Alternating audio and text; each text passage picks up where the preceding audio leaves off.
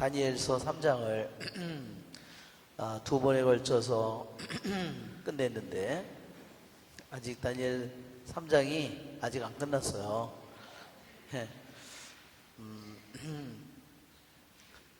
다니엘 3장에 교부들의 해석을 오늘은 공부하도록 하겠습니다.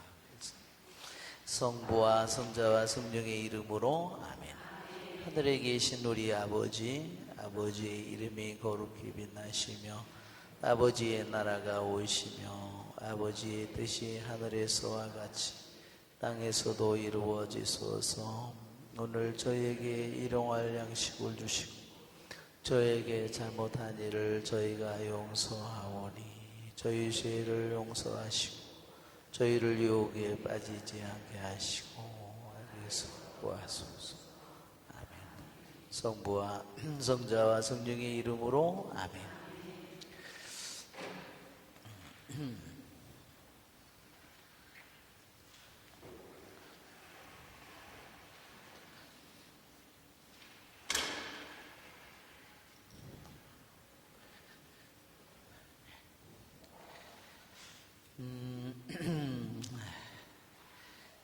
우리 교부들의 성경주에 그게 우리 분도 출판사에서 나왔는데 이게 한 20권 정도로 되어 있습니다. 그래서 이게 영어로 출판돼서 전 세계에 다 보급됐는데 우리나라에서도 이거를 번역을 해서 거의 다 이제 분도 출판사에서 그 교부학을 전공한 그러한 분들이 이것을 번역을 해서 이 다니엘서도 번역이 됐습니다. 그래서 우리 교부들이 얼마나 다니엘서를 깊이 또 읽고 얼마나 풍요롭게 우리에게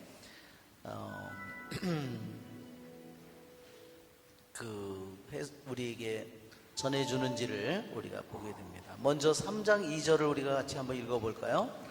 3장 2절. 그리고 나서 느부갓네살 임금은 사람들을 보내어 총독들, 태수들, 지방관들, 고문관들, 재무관들, 재판관들, 행정관들 그리고 지방의 모든 관리를 모아서 자기가 세운 상의 봉헌식에 참석하게 하였다. 그리하여 총독들, 태수들, 지방관들, 고문관들, 재무관들, 재판관들, 행정관들 그리고 지방의 모든 관리가 느부갓네살 임금이 세운 봉헌식에 모여들었다. 느부갓네살가 세운 상에 그들이 서자 전령이 큰 소리로 외쳤다. 민족들과 나라들, 언어가 다른 사람들이여 그대들에게 내리는 명령이요 풀라팔, 피리, 비파, 삼각금, 수금, 풍족 등 모든 소리가 나거든 엎드려 느부갓네살 임금께서 세우신 금상에 절하시오. 누구든지 엎드려 절하지 않으면 곧바로 타오르는 불가마 속으로 던져질 것이요. 그리하여 풀라팔, 피리, 비파, 삼각금, 수금 등 모든 악기 소리가 나자 민족들과 나라들, 언어가 다른 사람들이 모두 느부갓네살 임금이 세운 금상에 절하였다. 네, 여기에 보면 교부들이 이렇게 얘기했어요. 예로니모 성인이 권력을 누리는 이들이 더 쉽게 조종된다. 무슨 소리인지 알겠죠? 그러니까 겉으로 보면 굉장히 태수들에다가 지방관들에다가 왕자들에다가 재판관들에다가 행정관들이고 최고급 고위 관료들인데 그런 관료들이 더 어때요? 더 쉽게 우상에 의해서 조종된다는 겁니다.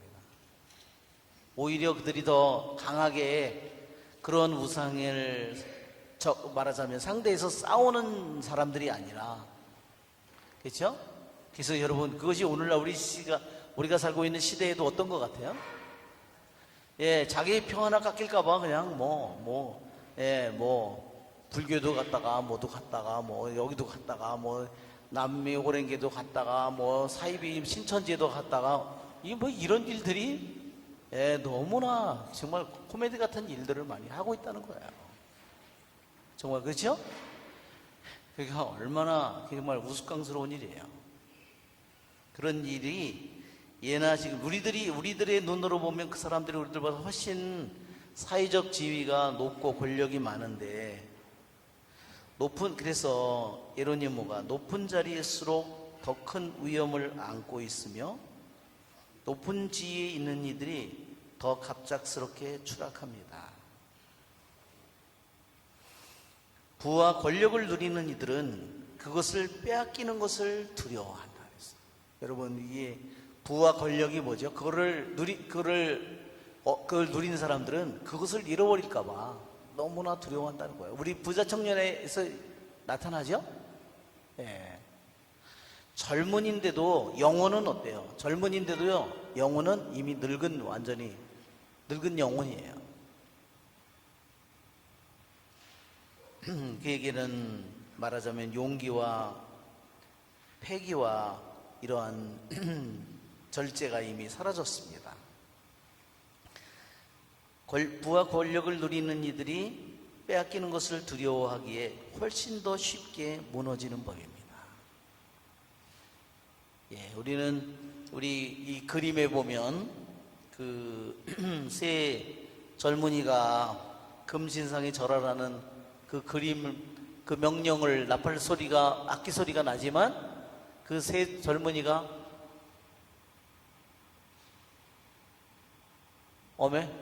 이거를 추가한 거야 아니야?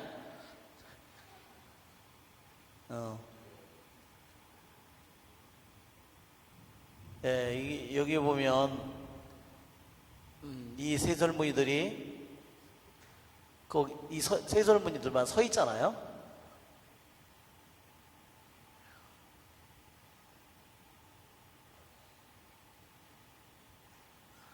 찾으니까 왜 이렇게 안 나오냐? 네. 이거 왜 이러는 거야?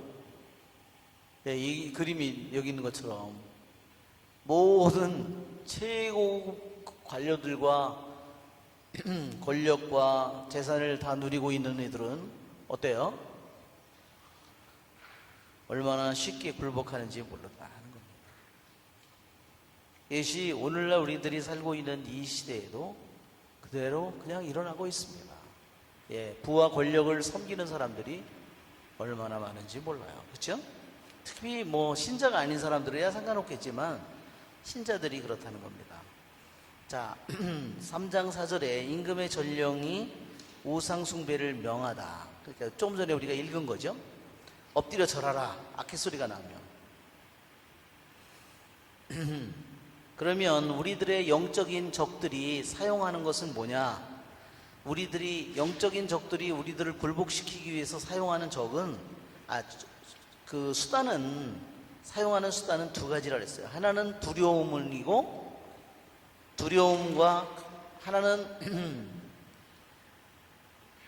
하나는 두려움이라는 무기고, 우리들의 원수가 사용하는 무기.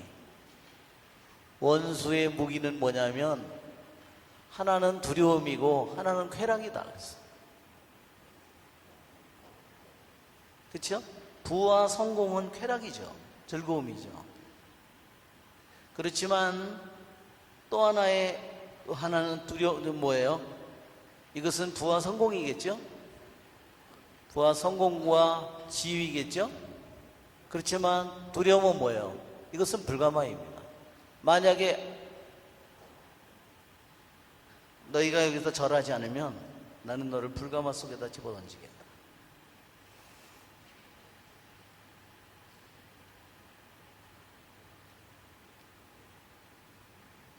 영혼을 공격하기 위해서 교부들이 영혼을 공격하기 위해서 이 두 가지로 공격을 한다 그랬어요. 우리도 지금 방금 우리 지혜서 독서의 말씀에 하느님에 대한 무지가 자리 잡고 있다 그랬죠? 하느님에 대한 지혜서의 말씀에 하느님에 대한 무지.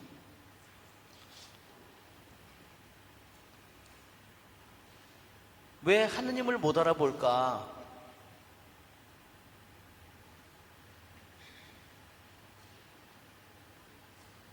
이 하느님에 대한 무지, 여기에 근원이 항상 세 가지를 했어요. 우리들의 영적인 눈을, 이게 무슨 뭐냐면 영적인 눈을 멀게 하는 거예요. 영적인 눈멀음. 이 영적인 눈멀음은 세 가지로 생긴다 그랬죠. 뭐라 그랬죠? 혹시 생각나시는 분? 예, 자만심, 교만이죠. 탐욕. 그 다음에 감각적인 쾌락이에요. 그래서 여러분이 이것을 잘 외워놓으시기 바랍니다. 자만심, 교만이에요. 두 번째, 탐욕은 곧 우상숭배입니다. 그랬죠? 탐욕. 세 번째, 감각적인 쾌락. 우리 교부들이 정말 놀라워요. 감각적인 쾌락.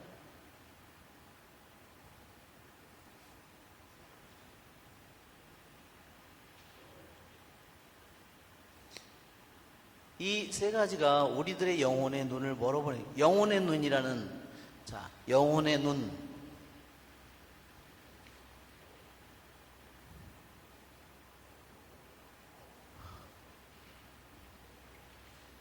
눈은 몸의 등불이다 그랬죠? 만일 내 눈이 밝으면 내 눈이 성하면 온몸이 밝을 것이요, 내 눈이 성하지 못하면 온몸이 어두울 것이다. 그것은 뭘 가리키냐면요,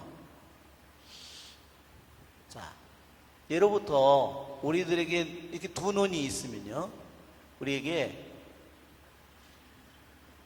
제3의 눈이 있다. 이거를 영혼의 눈이라고 하는 거예요. 영혼의 눈.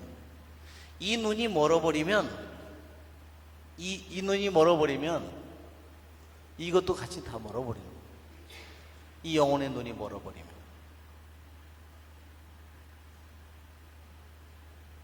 이것을 그리스말, 이거를 뭐라고 그러냐면 이것을 누스라고 그럽니다. 누스.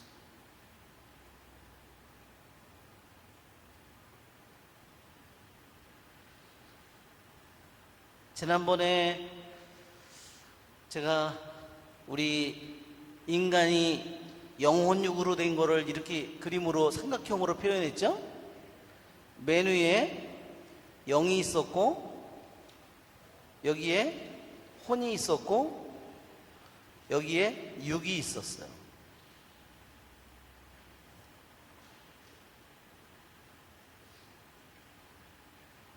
자, 이거를 우리들이 이렇게 보면, 우리 영혼육이 이렇게, 하느님이 본래 만든 영혼육은 타락하기 이전의 영혼은 어땠을까? 그것은 바로 이것이 인간의 영혼이 아주 밝은 거예요. 영혼의 눈이 떠져 있는 상태예요. 영혼의 눈이. 그런데 아담과 하와가 처음에는 분명히 영혼의 눈을 뜨고 있었던 건데, 원죄를 지음으로 인해서 이 눈이 어떻게 됐을까요? 그들의 눈이 어두워지면서 죄를 짓게 되는 거예요. 이 눈이 완전히 어두워진 겁니다.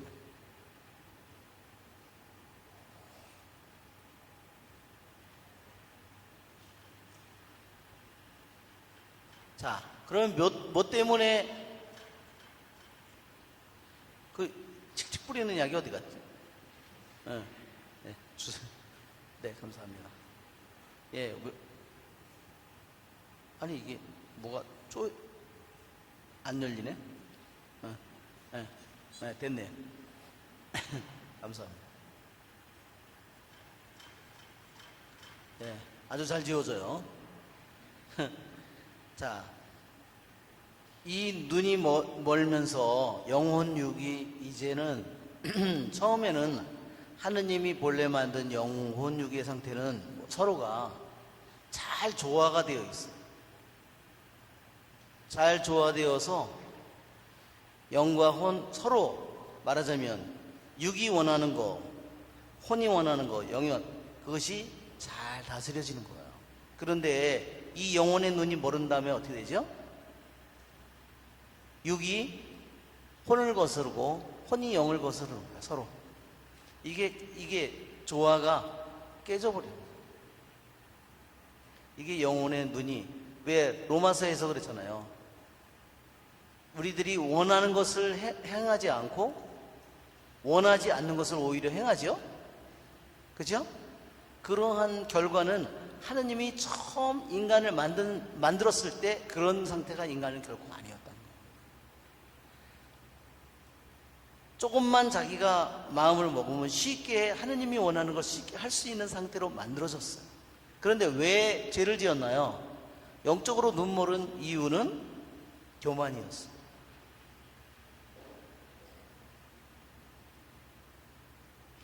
거기에는 세 가지가 물론 다 그 열매를 보니까 어때요?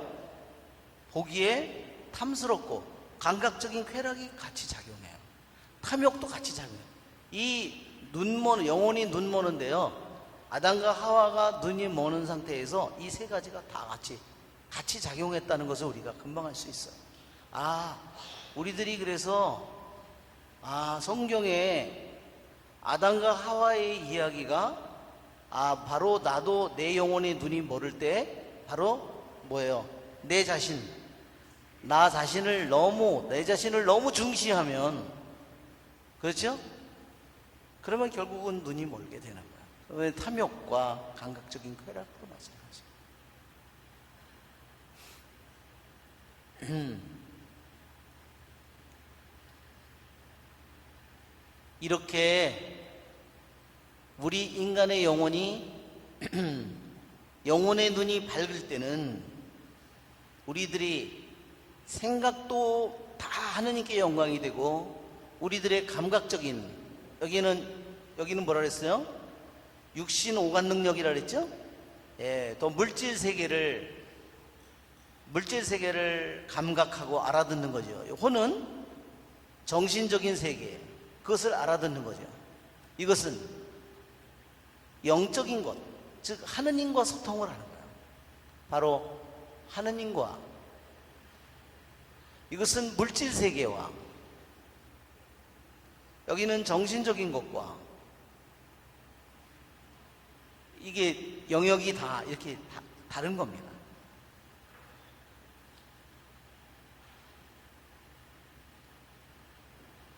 그러니까 우리는 영혼의 눈이 멀어 있는 이 상태로 우리들이 살아가는 겁니다. 그래서 자기 주장, 자기 생각, 자기 뜻을 너무너무나 중요시하죠. 그렇죠? 그것이 바로 영혼의 눈이 멀어 있는 상태예요. 그러면 우리들이 어떻게 이 영혼육이 이렇게 멀어 있는 상태에서 어떻게 우리가 눈을 뜰까? 어떻게 눈을 뜰까요? 한번 멀은 원인이 뭐예요? 교만이죠? 탐욕이죠? 감각적인 쾌락이에요. 그러니까 주님의 말씀에 따라서 이 세 가지를 내 자신 안에서 이 싸움이, 내 자신의 교만과 내 자신의 탐욕과 내 자신의 감각적인 쾌락에 탐닉하는 내 자신과의 전쟁이 내 안에서 끊임없이 죽을 때까지 이 전쟁이 이루어지는 거다.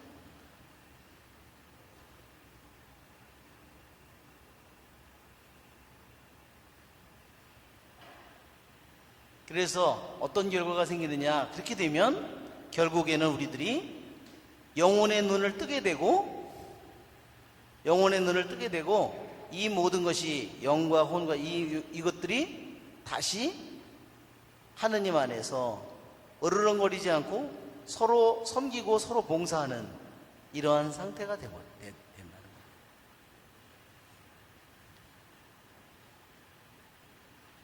거예요. 일례로 우리들이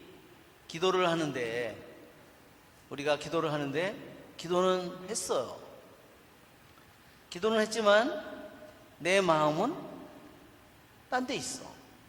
그럴 수 있죠? 얼마든지 우리가 기도를 했는데 마음은 차가워요. 기도를 한 거는 확실하죠?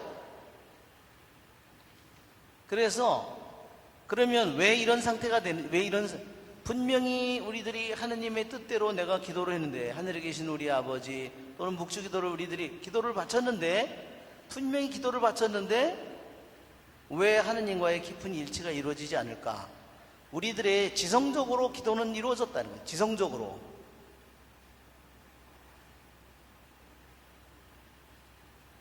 그런데 지성적으로 기도는 이루어졌는데 내 마음을 다해서, 목숨을 다해서, 정성을 다해서, 힘을 다해서, 그건 뭐예요?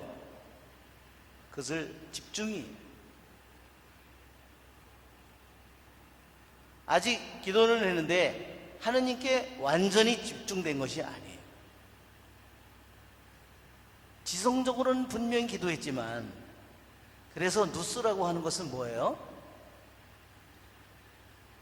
기도를 했을 때 누스가 열려있는, 깨어있는 영혼의 눈이 열린 상태에 기도하는 사람은 어때요? 하느님과 단 한마디의 기도를 해도 깊은 일치를 이루게 된다.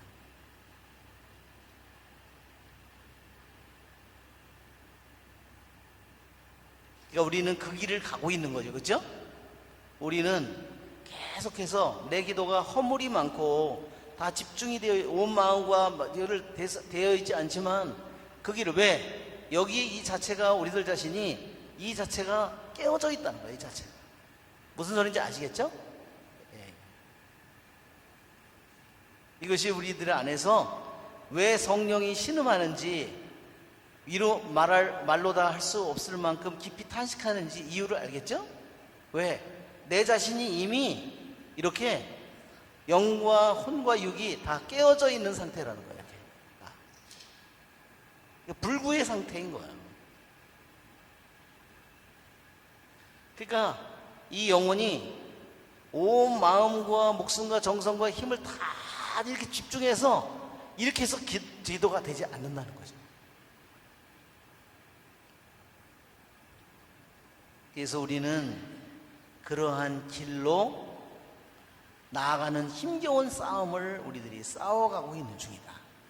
그러니까 싸워가고 있는 중이라는 것은 뭐냐면 우리들이 제대로 가고 있다는 뜻이에요. 알았죠? 왜? 내 안에 고장나 있는 이런 불구의 이런 상처난 망가진 이런 부분이 이미 우리들 안에 깊숙이 존재한다는 겁니다.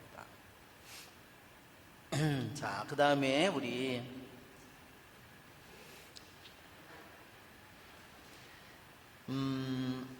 그 다음에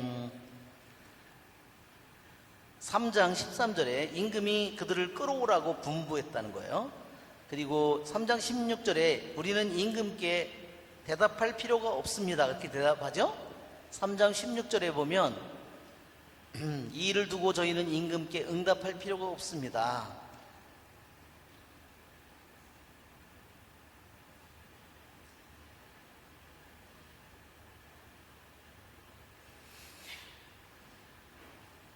예, 여기에 요한 금구성인이 이렇게 얘기했어요. 제가 이 세 젊은이에게 감탄하며 그들이 복되고 부럽다고 단언하는 이유는 그들이 불꽃을 짓밟고 불의 힘을 이겨서가 아니라 그들이 참된 교의를 위해서, 참된 가르침을 위해서, 참된 진리를 위해서 몸이 묶인 채 불가마 안으로 던져져 불에 넘겨졌다는 사실 때문입니다. 바로 그들이 하느님의 진리, 하느님을 모든 것 위에 첫째로 흠숭해야 된다는, 어떤 우상도 섬겨서는 안 된다는 그 진리를 위해서 자기들이 자기가 묶인 채로 자기는 기꺼이 불 속에 던져지기를 원했다는 그 사실 자체가 이미 승리의 표시라는 거예요. 그들이 불가마에 던져지는 순간 그들의 머리에는 이미 승리의 화관이 씌워졌습니다. 예, 알았죠? 왜냐하면 던져졌는데 주님께서 구하지 않을 수도 있잖아요. 그렇죠? 많은 순교자들이 하나님께서 그 고통에서 건져주지 않고 그냥 그 고통 속에 던져져서 타 죽거나, 이런 사람들이 칼에 찔려 죽거나 맹수에 사자나 이런 데 찢겨 죽은 사람들이 많잖아요. 그러니까 요한 금구성인은 그런 거야. 그들이 불에 던져서서 불을 짓밟아서가 아니라 이미 그들이 우리는 임금께 이것을 대답할 필요가 없다. 우리는 임금에게 굴복하지 않겠다. 우리는 불에 들어가더라도 우리는 굴복하지 않겠다. 이미 그것이 승리의 표시고 승리의 화관이 씌어진 것이라고 했어요. 바로 그들이 이 일을 두고 저희는 임금께 응답할 필요가 없습니다 라고 말한 바로 그때부터 이미 승리의 올개관이 엮어졌다는 겁니다. 예, 이 말이 그들의 입에서 나온 순간부터 그들이 이 불 속에 들어가더라도 임금께 굴복하지 않겠다, 임금에게 대답할 필요가 없다, 이 고백을 한 순간에 이미 그들은 승리자였다고 나는 단언합니다.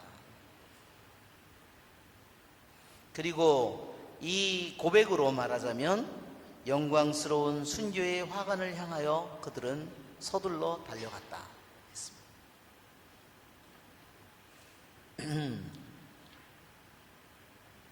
그러니까 초점이 다르죠? 반드시 그들이 불을 짓밟아서가 아니라 불에서 하느님이 구할 수도 있고 구하지 않을 수도 있는데 기꺼이 그들이 진리를 위해서 불 속에 던져지더라도 자기는 임금의 명령에 복종할 뜻이 없다는 이 고백을 한 순간에 그들은 이미 승리자였다고 얘기를 하는 겁니다. 자, 그렇게 되지 않는다 하더라도 우리는 절대로 임금님을 섬기지 않겠습니다. 임금님의 신에 섬기지 않겠다 그랬어요. 그래서 교부들을 이렇게 얘기했습니다. 뭐라고 얘기했냐면 저희는 보수를 받고 주님을 섬기는 자들이 결코 아닙니다. 그것은 뭐예요? 오직 저희는 주님을 사랑하고 갈망하기 때문에 주님을 섬기는 겁니다. 주님 자체를 사랑하기 때문에 주님을 사랑한다는 겁니다. 자,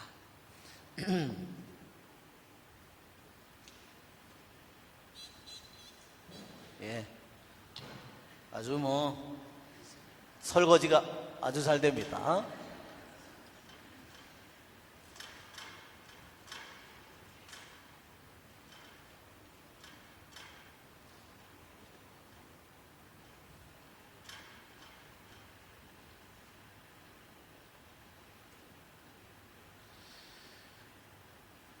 자, 우리에게 그 주님과 우리와의 관계에 세 가지의 관계가 있다고 그랬어요.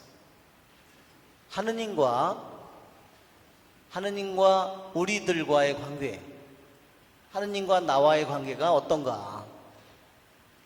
첫째로는 1단계는 노예의 단계가 있어요.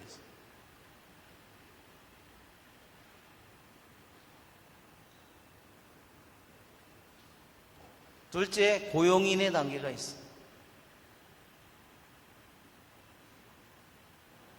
셋째, 자유인의 단계가 있어요.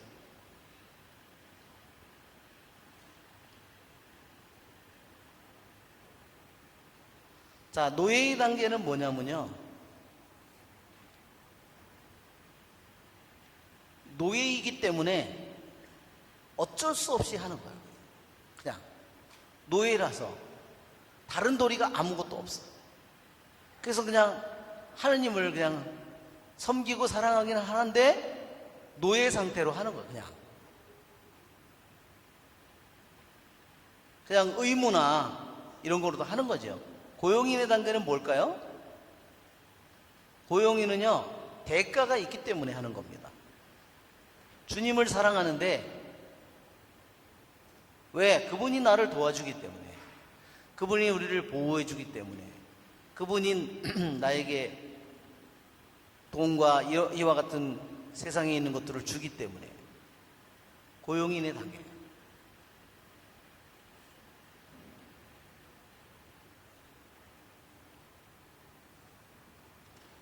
세 번째 단계는 뭐죠? 자유인의 단계예요.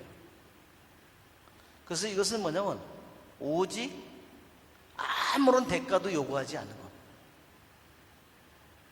이것은 뭐냐면, 이것은 이 고용인의 단계는, 자, 중심이 뭐예요? 고용인의 단계의 중심은 아직도 자기예요. 자기가 중심이에요. 자기가.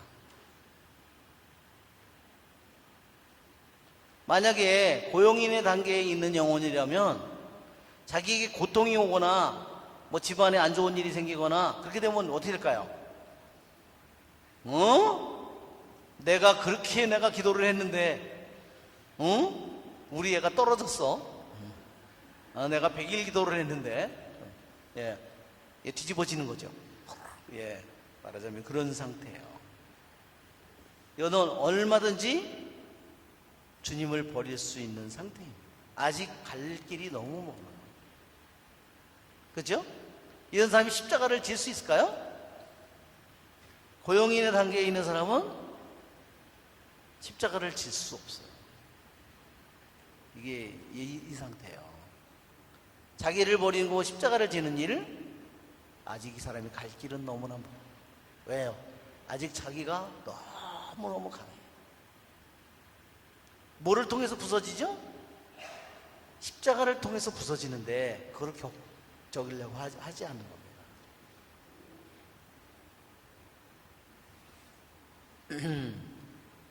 제가 아는 분이, 수녀님이 남미에 가서 너무나 일을 하고 오셨는데 파견돼요. 선교사로 말하자면. 수녀님이 너무 일도 잘하시고 말도 빨리 배우시고. 그런데 그 수녀님이 거기에 있는 먼저 온 수녀님 때문에 너무 힘들어 하셨어요. 아주 죽을 고생을 하신 겁니다. 그분은 너무 나이가 많으신 분이라서 사고방식이 완전히 달라요. 그래서 어떻게 하냐면 원주민들을 막 때리고 막 하는 거예요. 그래서 이 수녀님은 상상할 수 없는 거죠. 그래서 수녀님이 너무 고통을 많이 받았어요. 그래서 저도 수녀님을 제가 여기 한국에 그래가지고 한 10년 가까이 살다가 오셨는데 제가 수녀님을 만났어요. 너무 수녀님이 황폐화되어 있었어요.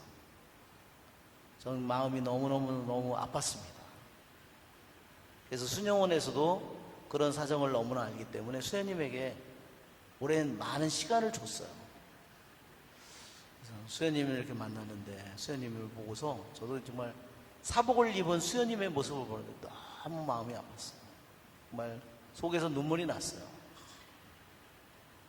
그러면서 한번 만나서 얘기를 했는데 어때? 그렇게 말하니까 너무 좋아요.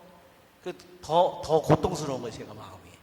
아니 일반 직장 다니는데 너무 좋다고 그러니까 마음이 정말 너무너무 정말 고통스러웠어요. 그냥 회사 같은 걸 조그만 회사 다니는 거예요.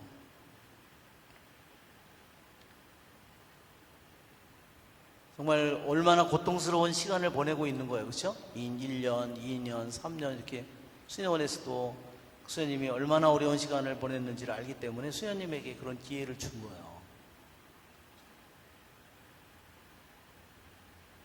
그래서 한 번은 그렇게 1년, 2년 시간이 지났는데 한 번은 제가 전화를 받았어요. 명동성당에서 제가 강의를 듣는데 거기서 전화가 왔어요. 그래서 이게 뭔가 그랬더니 수녀님이 점심 사달라고 그러는 거여서 아휴 세상에. 그래서 나중에 강의 끝나고 뒤에 나가니까 뒤에서 앉아서 강의를 들은 거예요. 그런데 보니까 옷을 다시 수녀 옷을 입었어요. 제가 눈물이 너무 났어요.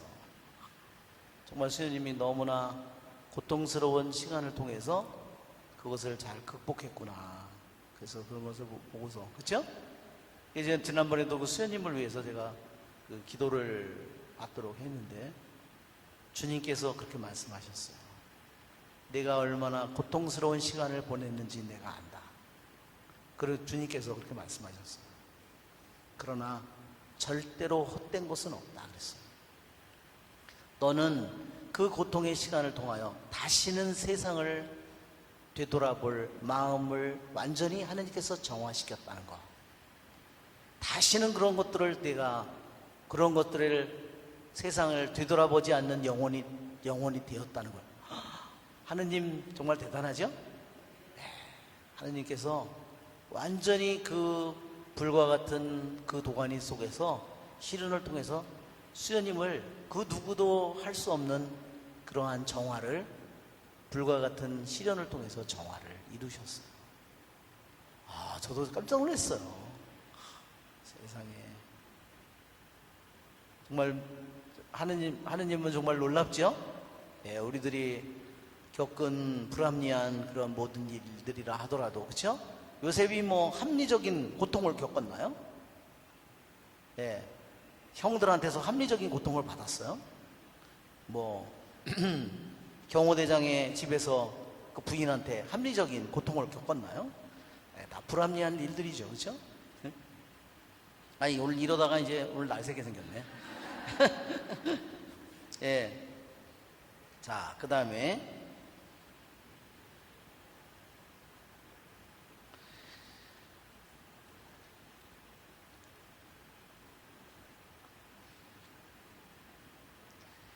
우리가 3장 24절에 보면, 예, 그들은 불가마 속으로 떨어지고 있는데 그들이 제일 먼저 한 일은 뭐라 그랬죠? 하느님을 찬송하는 일이라고 그랬어요. 여기서 우리 교부들이 불가마 속으로 던져지는데 우리를 구해달라고 기도를 하는 것이 아니라 하느님을 찬미하는 기도를 하고 있었다는 겁니다. 여러분, 불가마 속으로 던져지는데 나를 구해달라고 하는 것은 내중심적인 기도죠? 그런데 불가마 속으로 던져지고 있는데 자신을 구해달라고 기도한 것이 아니라 하느님을 찬미하는 기도를 바쳤다는 겁니다. 이것이 정말로 이 세 젊은이의 영혼이 어떤 영혼인지를 보여준다는 겁니다.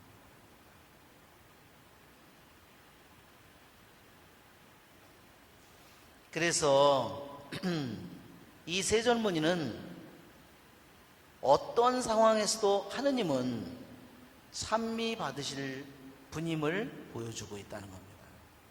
우리 인생이 잘 굴러갈 때나 잘 굴러가지 않을 때나 불같은 시련의 불가마 속에서나 언제나 하느님은 찬미받아 마땅하신 분이다. 그렇게 세 젊은이가 우리들에게 놀라운 모범을 우리에게 보여준다는 겁니다.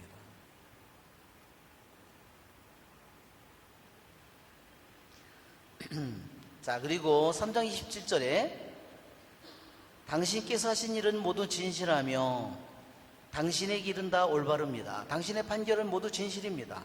예, 이 세 젊은이가 우리는 불가마 속에 들어갈 그런 죄를 짓지 않았는데 임금의 이 사악한 임금에 의해서 불가마 속에 던져진다 하더라도 당신의 판결은 진실하다고 했어요. 왜? 자기네들이 귀양을 온 것 자체가 자기들의 조상이 잘못됐기 때문에 귀양 온 것 자체가, 가장 사악한 임금에게 귀양 온 것 자체도 하느님의 판결은 옳다는 겁니다. 49 암마 높이로 솟은 불을 끄기 위해서 이들이 어디서 물을 끌어왔을까? 그들이 찬미의 기도를, 불 속에 던져지는데도 자신을 구해달라고 기도하지 않고 하느님께 찬미의 기도를 함으로써 이 믿음을 통하여 그 강물 같은 불을 끈 것입니다. 그들이 당신은 의로우시고 저희는 죄를 짓고 법을 어겼습니다 하는 그 고백이 그 불을 껐다는 거예요. 지난번에도 그랬죠? 바리사이는 어떻게 기도했어요? 하느님께 자기 자신이 하느님 앞에 잘못한 것은 하나도 얘기하지 않고 오직 다른 사람과 비교해서 잘한 것만을 얘기했지, 그렇게 기도를 했다는 거예요. 자기가 다른 사람들과 비교해서 비교 우위만 얘기하지 하느님 앞에선 자기 자신의 비참한 죄는 얘기하지 않아요. 그렇죠? 그게 바리사이의 눈먼 모습이에요. 그게 뭐죠? 아까 있는 것처럼 그게 교만이에요. 그렇죠? 그게 교만이에요. 분명히 다른 사람보다, 세리보다, 창녀보다 일주일에 2번이나 단식하고 11조를 바치고 분명히 그런 면에서는 훌륭하지만 하느님 앞에 선 자신의 적나라한 모습은 얘기하지 않아요. 자신의 얼마나 바리사이들이 어렵대요. 잔과 접시의 겉은 깨끗이 닦아놓지만 속에는 탐욕이 가득한다고. 그렇죠? 그리고 교만하고 그러한 감각적인 그런 것은 하나도 얘기하지 않고 자기 잘한 것만 얘기해요. 그렇죠? 그런데 그 사람보다 잘한 거는 얘기하지만 그 사람을 사랑하는 마음이 있어요, 없어요? 하나도 없어요. 이것이 바로 그들이 이 바리사이의 기도와 새 젊은이의 기도가 얼마나 다른지를 보여준다는 겁니다. 그렇죠, 여러분? 새 젊은이는 어때요? 자기 자신은 깨끗하게 정말 율법에 있는 하느님의 율법의 음식 규정까지 더럽히지 않으려고 모든 것을 다 지켰지만 그는 자기가 그 사람들보다 다른 백성들보다 더 의로운 일을 얘기한 것이 아니라 귀양온 자기 조상들, 심판받은 사람들, 끌려온 포로들, 자기 동족들 그 모든 사람들의 죄를 대신 고백하고 있다는 거예요. 그렇죠? 어때요? 바리사이하고 너무 다르죠? 바리사이는 나는 저와 같은 종류들이 절대로 아닙니다. 그렇죠? 저는 쟤네들하고 정말 다릅니다. 근데 이 새 젊은이는 어때요? 끌려온 그 우상을 숭배하고 돈을 탐욕을 그렇게 나라를 망하게 만들고 성전을 불타게 만든 그 사람들의 죄를 이 새 젊은이가 오히려 고백하고 있다는 겁니다. 아시겠죠? 이것이 새 젊은이의 하느님을 기쁘게 하는 기도가 그리고 그 불가마의 불을 끄는 이유이다. 그는 이 새 젊은이들은 자신들을 죄인들 가운데서 가장 큰 죄인으로 여겼다. 그들은 자신들의 덕을 보려고 하지 않고 자기 자신의 죄만을 생각했다 그랬습니다. 3장 37절에 보면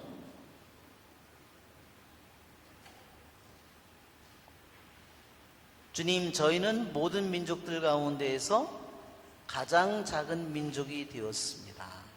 저희 죄 때문에 저희는 오늘 온 세상에 가장 보잘것없는 백성이 되고 말았습니다. 저에게는 제후도 예언자도 지도자도 없고 번제물도 희생제물도 예물도 분향도 없으며 당신께 제물을 바쳐 자비를 얻을 곳도 없습니다. 여기에 보면 가장 작은 민족이 됐다고 했어요.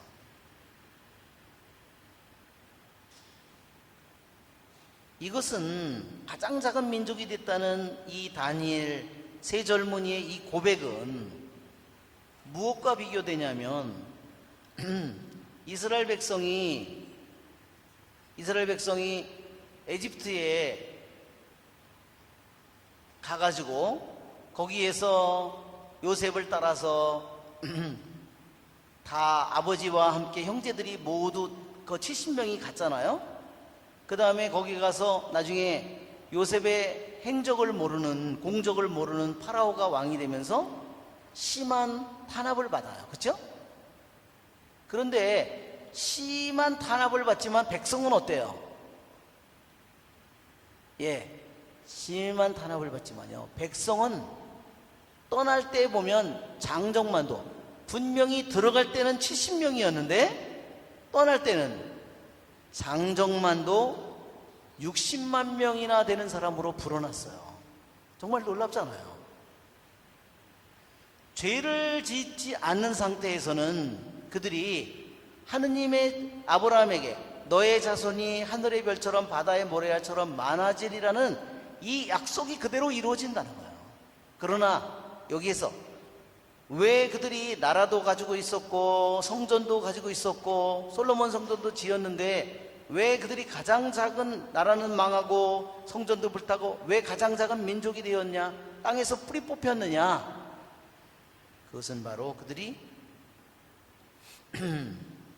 하느님께 죄를 지었기 때문이다. 당신의 약속 덕분에 그들이 에집트에서 노예살이를 하더라도 자손은 수도 없이 불어나도록 그 축복이 그대로 이루어졌는데, 그러나 아무리 약속의 땅에 들어갔다 하더라도 그들이 하느님과의 계약을 어길 때 그들은 가장 작은 민족으로 가장 보잘것없는 숫자로 줄어든다는 겁니다. 예, 이것이 하느님의 약속이 그대로 이루어진다는 것을 보여주는 징표라는 겁니다. 3장 39절을 보면 우리가 39절을 한번 읽어볼까요? 저희의 부서진 영혼과 겸손해진 정신을 보시어 저희를 순양과 황소의 번제물로 수만 마리의 살찐 양으로 받아주소서.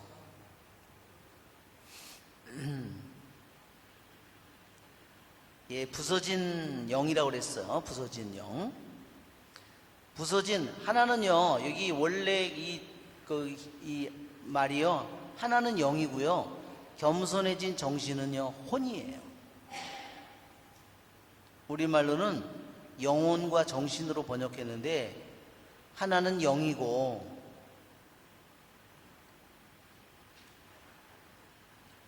하나는 혼입니다.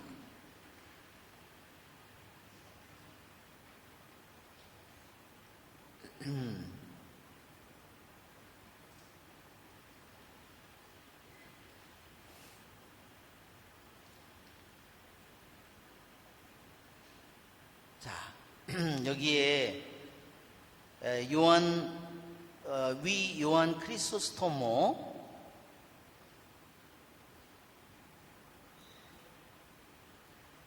이들의 부서진 영혼, 그들의 겸손한 정신, 그들의 겸손이 얼마나 큰 힘을 지니고 있었냐면, 그들은 분명히 이 바빌론 제국의 포로였다는 거예요. 그렇죠? 바빌론 제국에 이스라엘에서 끌려온 정말 보잘것없는 포로였지만, 그 바빌론 제국을 통치하는 네부카드네자르 이 임금보다 더 큰 힘을 지니고 있었다는 거예요.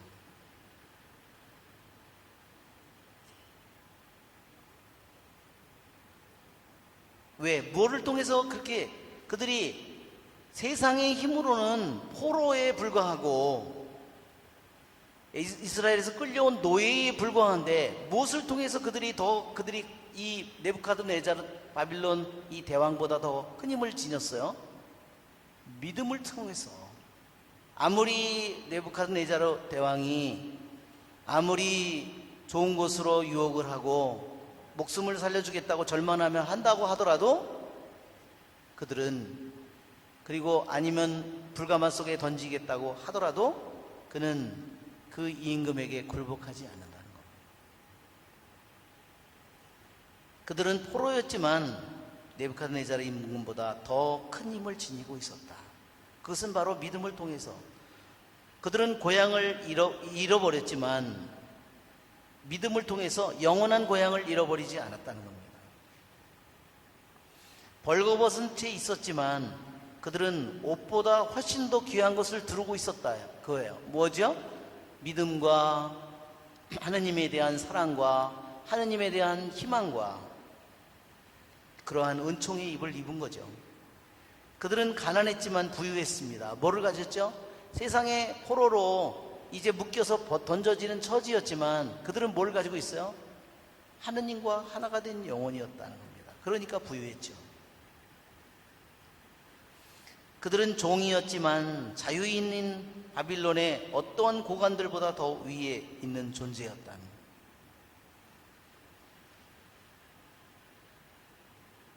이것이 겸손의 힘이라고 그랬어요. 저희의 부서진 영과 겸손한 혼을 보아달라고. 우리가 복음에 보면 그 아버지에게 두 아들이 있죠? 둘째 아들이 어때요? 나중에 재산을 가지고 가서 창녀에 빠져서 아싸라비아 그러면서 가서 나중에 재산을 다 잃고, 그죠? 그때 그 영혼이 어때요? 아무도 꼬투리로도 배를 채워보려고 했지만 아무도, 그는 돼지를 치고, 그죠? 네. 그런 처지였을 때 그가 어느 순간 제정신이 들어요. 모든 거 다 잃었죠? 사랑도, 친구도, 모두 재산도, 모든 거 다 잃었을 때 그것이 바로 부서진 영이에요.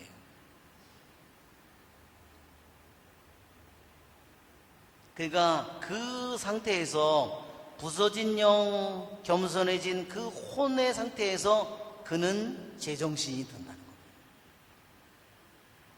그러니까 정말 대단한 거죠. 제정신이 들기까지는 끝까지 주님을 등지고 걸어가는 거예요. 왜? 아직도 자기가 남아있으니까. 자기 돈이 있으니까. 아직도 여자가 있으니까. 술집 여자가 그래도 전혀는 그래도 나를 안 버릴 거야. 그러면서. 그렇죠? 네.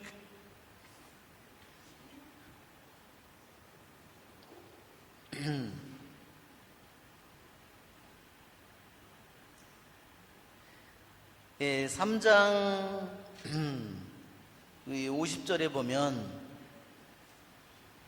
천사가 불길을 가마 밖으로 내몰았다 그랬습니다.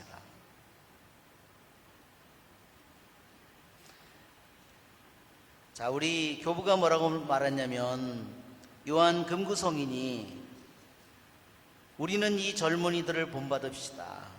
실로 지금도 금상이 있고 물신의 폭정이 있습니다.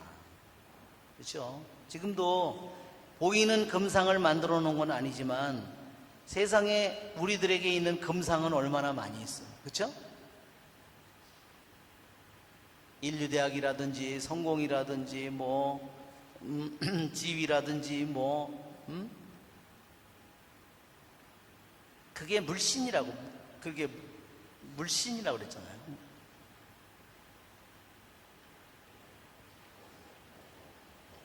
정말 오늘날 우리가 살고 있는 시대처럼 물신이 정말 강한 힘으로 이렇게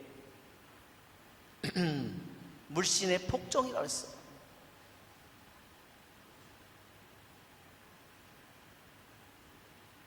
그리고 부의 갖가지 허세에 관심을 기울이지 맙시다 그랬어요. 예, 요한금구 성인은, 요한금구 주교님은요, 일생의 대부분이 다 뭐냐면요, 다 귀양 그러다가 죽는 거예요. 요한금구 성인이. 그는 황제고 황후고 아무도 두려워하지 않았어요. 그래서 끊임없이 그는 박해를 받으며 살았어요. 왜 그러냐면 그 당시에 그 터키 지방에 아리아 그 이단이 아주 난리를 치고 있었어요. 그래서 정통 교리를 수호하느라고 끊임없이 일생에 죽을 때까지 끊임없이 박해를 받으면서 감옥에서 살아갔어요. 그러니까 요한금구 주교님만큼 물신을 섬기는, 그 당시에 신자들 중에서 황제가 아리아 이단의 숭배자예요. 황제가. 그러니까 거기 있는 많은 사람들이 어때요? 많은 사람들이 주교나 성직자들 중에서 그 아리아 그 파를 말하자면 섬기는 사람이 너무 많은 거예요. 왜? 부와 성공과 자기 지위를 위해서. 그러면 요한금구 성인은 뭐를 얻었을까요?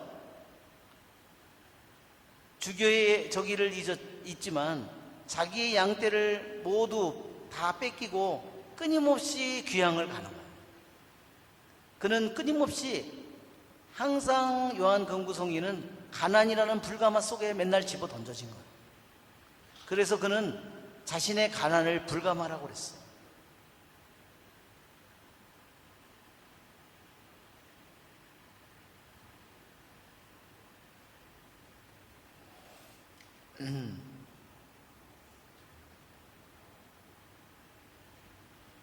그러나 요한금구 성인이 가난이라는 불가마 속에 던져지기를 두려워하지 않는 자신이 그렇게 얘기하는 겁니다. 불가마 속에 던져지는 걸, 가난이라는 불가마 속에 던져지는 것을 두려워하지 않았다는 겁니다. 예, 우리 잠시 쉬었다가 우리 나머지 우리 하겠습니다.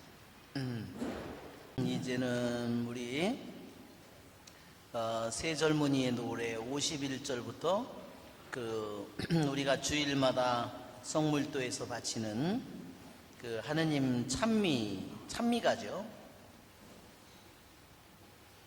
우리가 성경에도 보면 신약 성경에도 찬미가가 여러 개 나옵니다. 혹시 여러분 중에 아는 찬미가가 신약 성경에 찬미가가 뭐 있어요? 마니피카토 찬미가죠? 마니피카토 찬미가예요. 또 그 시메온이 부르는 것도 그것도 찬미가입니다. 이 뭐 필리피서에 나오는 것처럼 필리피서 한번 여러분 펴보세요. 필리피서에도 뭐 성경에는 찬미의 노래들이 많아요.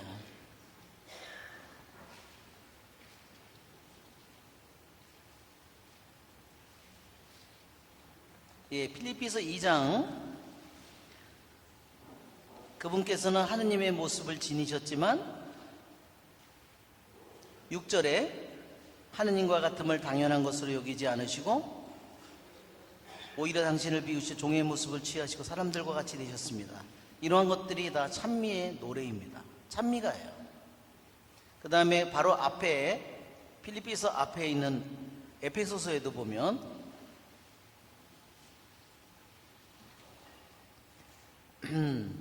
우리 주 예수 그리스도의 아버지 하느님께서 찬미 받으시기를 빕니다 하죠? 예, 하느님께서 그리스도 안에 하늘의 영적인 복을 우리에게 내리시. 이것도 찬미의 노래입니다. 거기 왜냐면 에페소서 1장 3절에 우리 주 예수 그리스도의 아버지 하느님께서 찬미 받으시기를 빕니다 하고 찬미의 노래를 부르는 겁니다.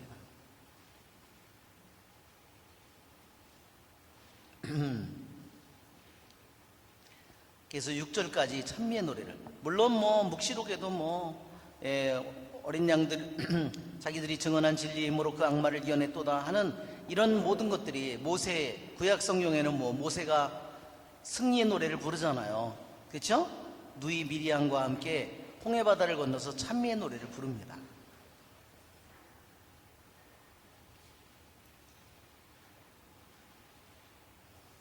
이 성경에서 찬미가는 그래서 아주 더 다른 성경 말씀보다 이게 말하자면 이것이 하나의 노래라는 거예요. 하느님께 바치는 찬미의 노래입니다.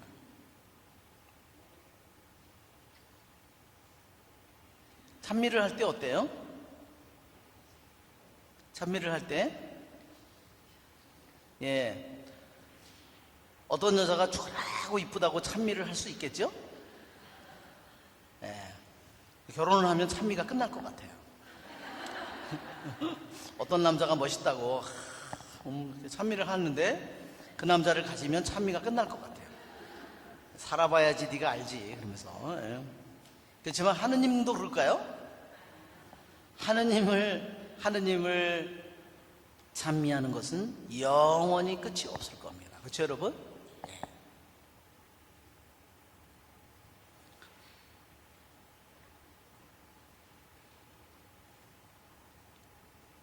그러기 우리들이 복된 영혼이죠. 그렇죠 여러분? 예, 우리들이 하느님을 알고 그래서 영원히 진실하고 영원히 선하고 영원히 아름다운 그런 분이 우리에게 계심을 우리가 생각할 때 우리는 정말로 복된 영혼입니다.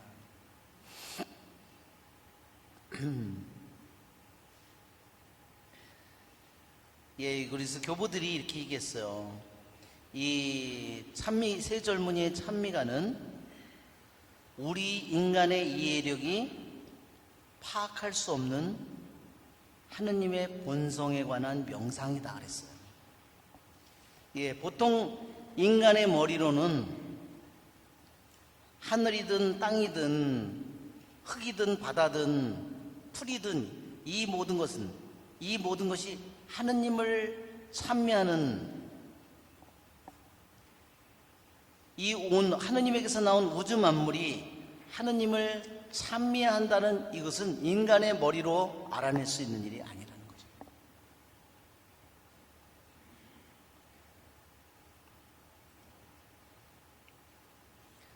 파악할 수 없는 하느님의 본성에 관한 깊은 명상이라고 그랬어요.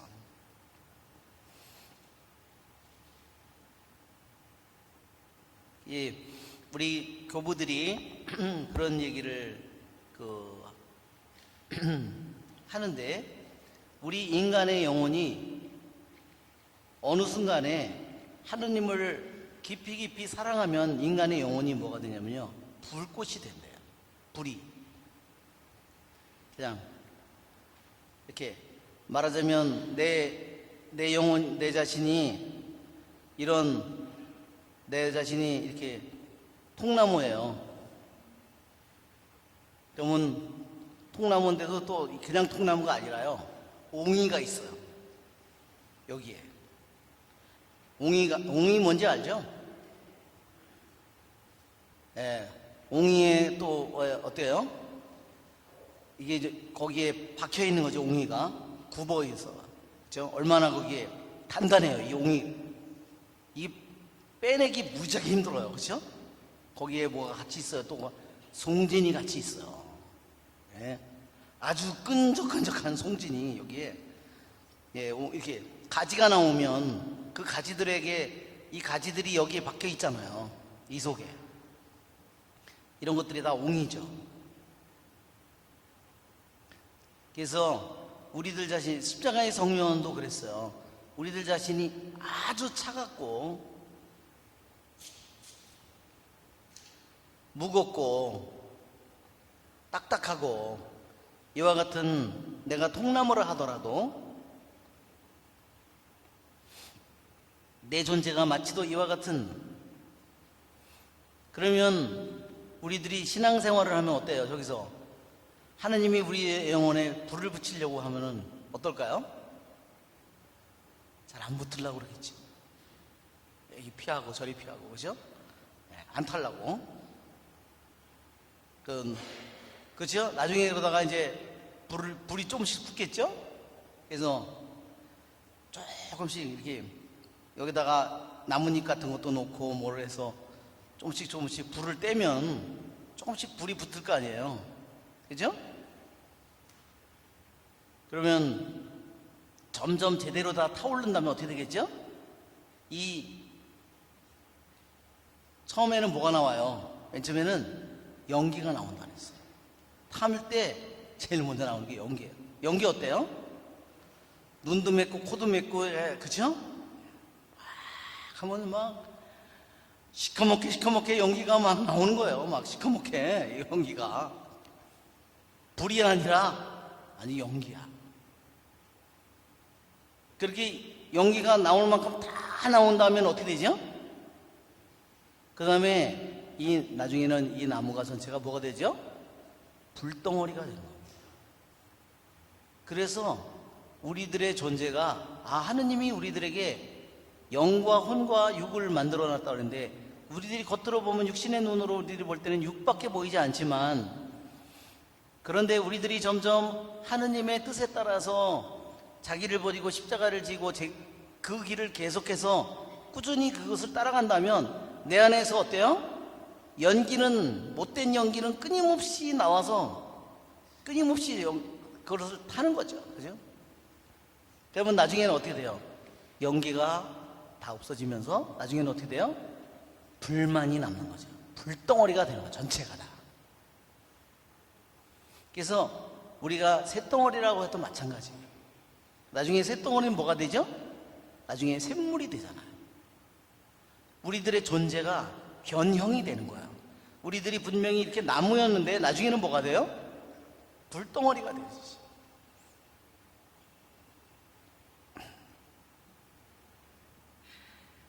그래서 나중에 이제 모든 것이 다 타고 나버리면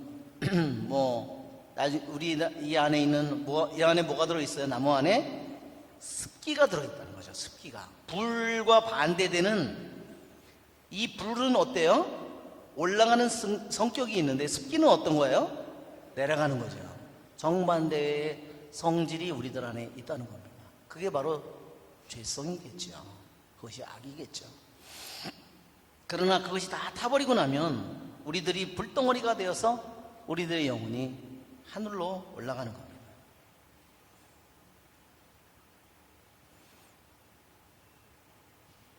그러니까 그렇게 불덩어리가 된 그 영혼들에게 뭐가 나타나겠죠? 이제 하느님과 하나가 된, 그렇죠? 부리신 그분과 하나가 된 그 영혼 속에서 인간의 이해가, 인간의 지성이 깨달을 수 없는 것을 그들이 열려서 그들이 보게 된다는 거죠. 그것이 일종의 여기 나오는 피조물의 찬가입니다. 그것은 뭐냐면 끝없이 타오르는 사랑이라고 그랬어요. 이 우주 만물, 이 하느님이 만든 이 우주 만물이 하느님을 하는 끝없는 하느님에 대한 사랑이고 찬미라고 그랬어요.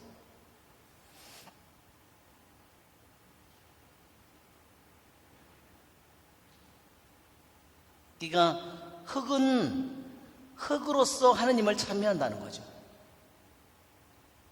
물은 물로서 하느님을 찬미하고. 왜? 흙의 본성을 주신 분은 하느님이고 물의 본성을 주신 분은 하느님이기 때문에.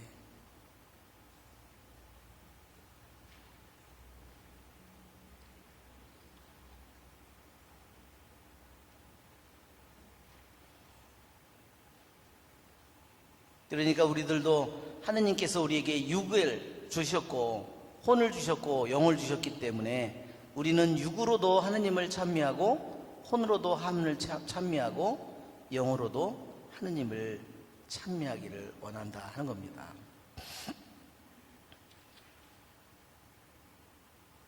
자, 그 다음에 여기 우리 다니엘서 3장 86절에 보면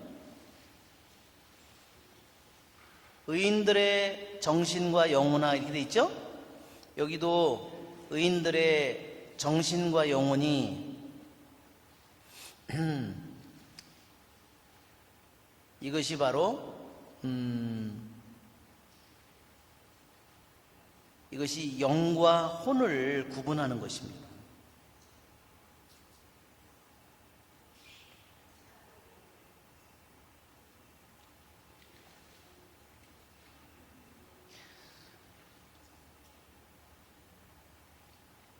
이 영과 혼이요, 어떤 때는 똑같은 의미로 써요.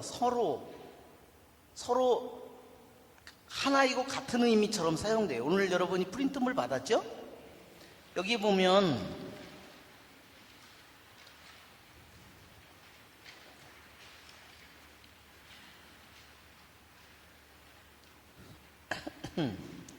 우리 삼각형의 그림이 있죠?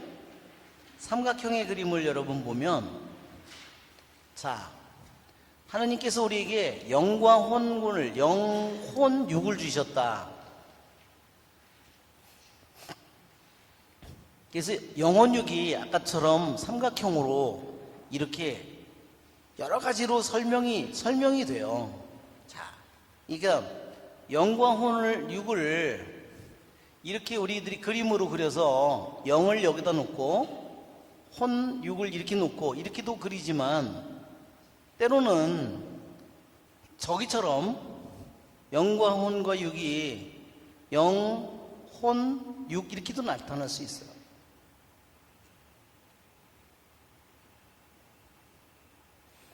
또는 이렇게도 나타날 수 있어요. 영, 혼, 육 이렇게 도표를 이렇게도 그릴 수 있어요. 왜 그럴까요? 이렇게 그린 뜻은 뭘까요?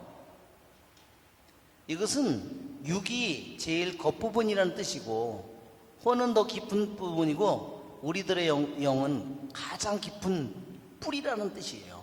이런 의미를 보면 이 그림이 맞아요. 근데 이런 것은 뭐냐면 영이 맨 위에가 있잖아요. 이런 것은 뭐냐면 영이 최상위 기간이라는 것을 의미하는 거예요. 영이 지금 그림이 그렇습니다. 이것은 영과 혼을, 육을 삼각형 하나에다 이렇게 집어넣는 것은 뭐냐면 이 세계가 서로 조화되어야 된다는 것을 가르쳐 주는 거예요. 서로가 영과 혼과 육이 하나로 연결되어서 하나로 움직여야 된다는 거예요.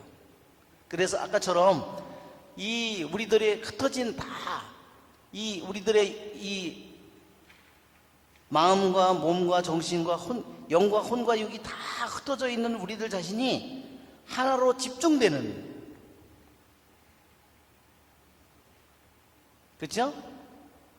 하느님에게로 우리들 자신이 완전히 집중되어 있는 이 상태, 그러니까 정신이 산만하고 내가 기도를 했는데 기도한 것 같지도 않고, 이런 상태는 바로 우리들이 내 마음과 정신과 영혼력이 다 뿔뿔이 흩어진 상태예요. 그러니까 기도를 했는데도 내가 기도했다는 느낌이 들지 않는다는 거죠.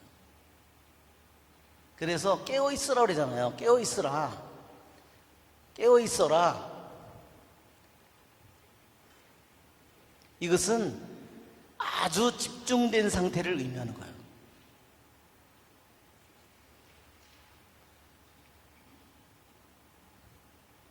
무엇에 의해서도 쉽게 어떤 사람이 나한테 상처 주는 말을 하든 뭐 하든, 남이 나를 헐뜯는 말을 하든 나를 못 듣는 말을 하든 상처를 받지 않는 거예요.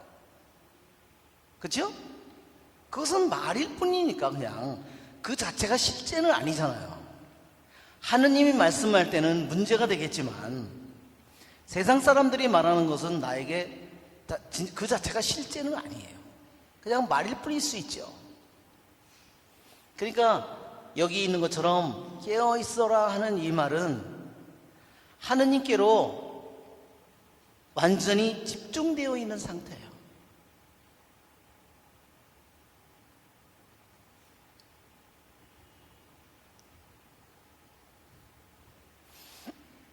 그러니까 어떤 경우에는 어떻게 되죠? 점점 이 영혼의 집중이 끝나서 자기가 이 세상 속에 있는지를 모르는 거예요. 자기 육신은 분명히 세상에 있는데 자신의 마음과 정신과 영혼은 하나님께 집중돼서 어디로 갔어요? 그 속으로 빠져나간 거예요. 그래서 그걸 일례로 우리가 탈원이라고도 그렇게 얘기하는 겁니다.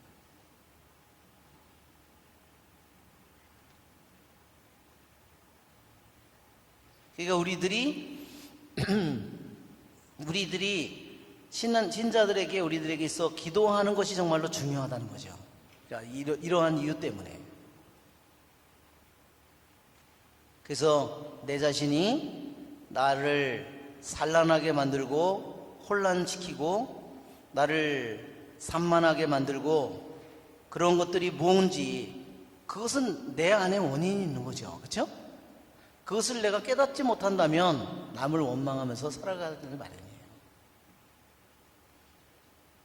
자, 유명한 말이 있어요. 혹시 여러분이 이 말을 들어봤는지 몰라요. 퀴퀴 이런 말 들어봤어요? 퀴퀴? 이거 무슨 소리야? 퀴퀴를? 퀴퀴 레치피툴? 라틴 말이에요. 퀴퀴 레치피툴. 안 모둠 레치피엔티스 레치피툴. 레치피툴이 2번 나와요. 레치피 하나 아이자가 하나 더 들어가면. 이 말은요, 누가 한 말이냐면 성 토마스 아퀴나스가 한 말이에요.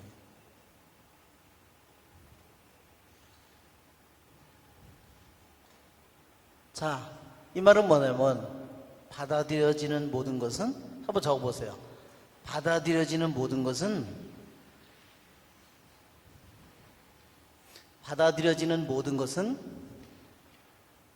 받아들이는 사람의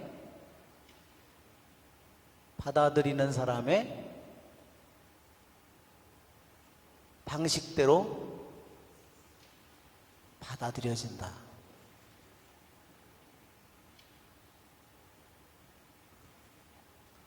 자, 받아들여지는 것은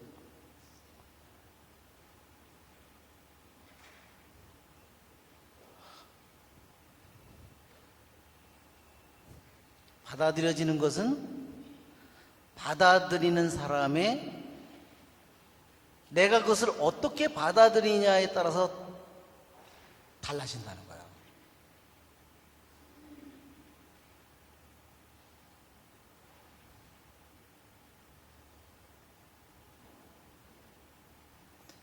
그러니까 이 말은 무슨 말이냐면, 어떤 사람이 어려서 성폭행을 당했다 이거야. 그렇다고 꼭 자기가 반드시 평생 동안 그 피해 속에서 자기가 절대로 벗어나지 못하고 그렇게 맨날 우울해하고 피해의식 속에서 그렇게 살아갈 수도 있지만 또 어때요? 그것을 자기가 그러한 피해를 받아들인 것은 사실이지만 그가 요셉처럼 자기 형들에게 자기가 상처를 받았잖아요. 그렇죠? 그렇지만 받아들이는 사람의 방식대로 바로 그 사람이 어떻게 그것을 받아들이냐에 따라 완전히 달라진다는 거야. 결국은 이게 다 누구의 책임일까요? 그러니까 이게 내 책임이에요.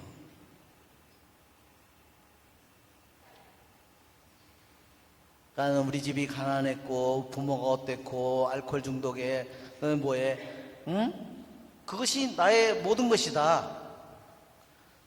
그러면 뭐가 빠졌어요? 자기는 없어. 자기 받아들인 사람의 방식이 가장 중요하다는 겁니다.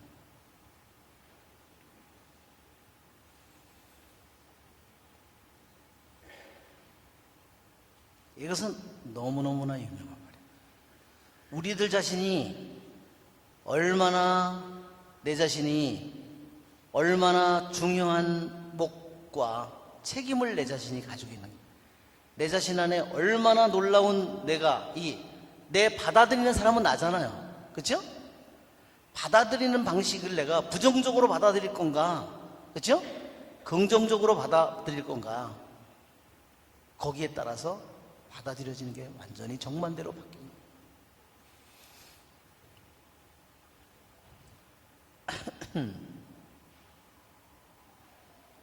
예, 그런 것을 보면 하느님이 우리들 안에 어마어마한 능력을 우리에게 준 거예요. 그죠?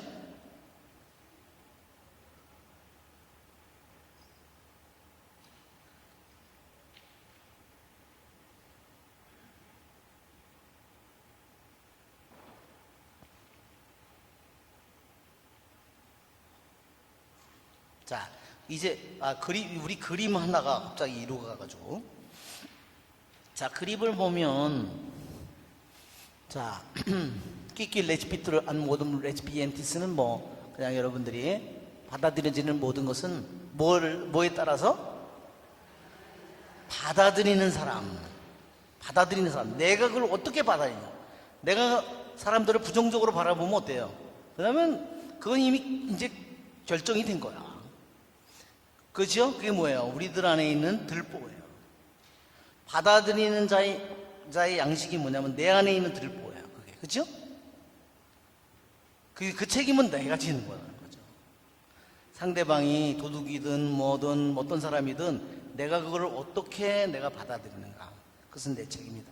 자, 여기 보면 영이 있고 혼이 있고 육이 있어요. 자, 하느님이 맨 처음에 창세기에 보면 흙으로 인간을 빚었어요. 육신이죠? 이게 육신이에요. 영, 혼, 육이에요. 영, 혼, 육. 하느님이 흙으로 인간을 육신을 빚었어요. 그러나 숨을 쉬어야 안 쉬어요? 안 쉬어요. 그러니까 하느님께서 어떻게 했어요? 숨을 불어넣었어요. 그래서 영을 불어넣은 거예요. 영을. 자,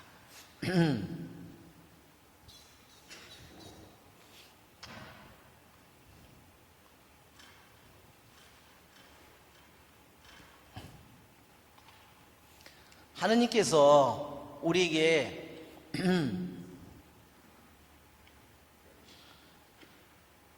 영혼육이라면 하느님께서 이거를 빚어서 만들어 놨어요. 그렇지만 육신은 만들어 놨지만 생명이 없어요. 그러니까 하느님께서 뭐를 집어넣었어요? 영을 집어넣었어요. 영을 집어넣으니까 어떻게 돼요? 그러니까 이게 살아있는 존재가 돼요. 그게 바로 혼이에요.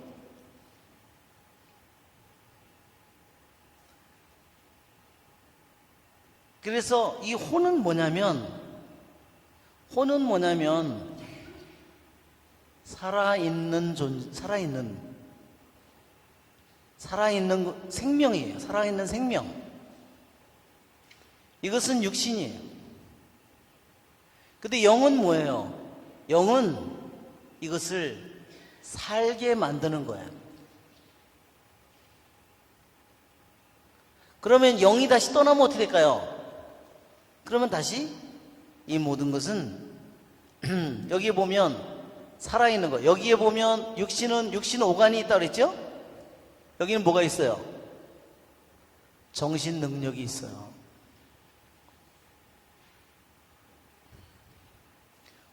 즉 우리에게 하느님이 육신 오간 능력을 주셨고 정신 능력을 주셨지만 이게 움직이지가 않아요.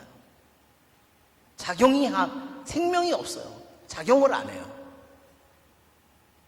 우리들도 그럴 수 있죠? 어떤 능력을 받았는데 사용하지 않으면 그 능력이 발휘가 안 되는 것 같은 거예요. 그런데 여기에 영이 탁 들어오면서 전기가 들어오듯이 영이 들어오면서 이것도 살아 움직이게 되고 이 육신도 다 살아있는 존재로 작용을 하게 되는 겁니다. 그래서 이 혼을 라틴말로 아니마라고 그러는데 이거를 뭐냐면 애니메이션이 되는 거예요. 죽어있는 것이 살아있는 아니마가 들어가는 거예요. 애니메이션이 되는 거예요. 죽어있다가 생기 있는 존재가, 살아있는 존재가 된다는 겁니다. 그러면서부터 이게 육신오간도 함께 이제 작용을 하는 거죠.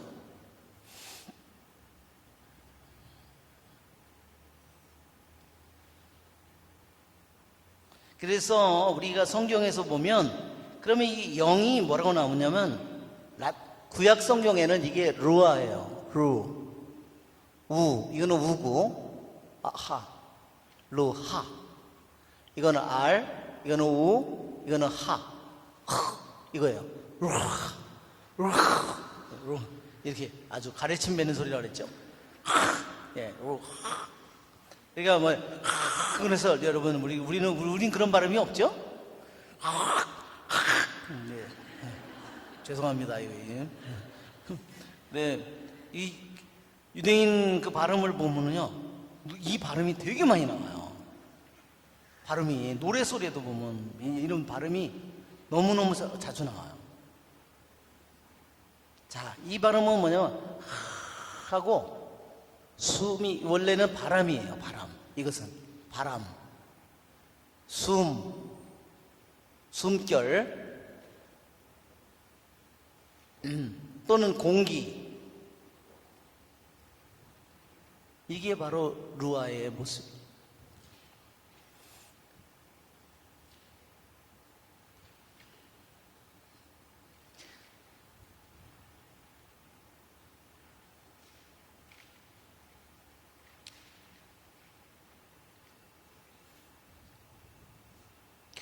우리는 성경을 통해서 영에 대해서 많은 것을 알게 돼요.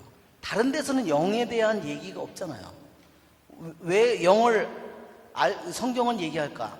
오직 하느님만이 인간을 만든 분이고 하느님만이 보이지 않는 것을 아시는 분이기에 그분이 인간을 설계하고 우주 만물을 만드신 분이기에 그분만이 보이지 않는 영에 대해서 말할 수 있는 유일한 분이에요.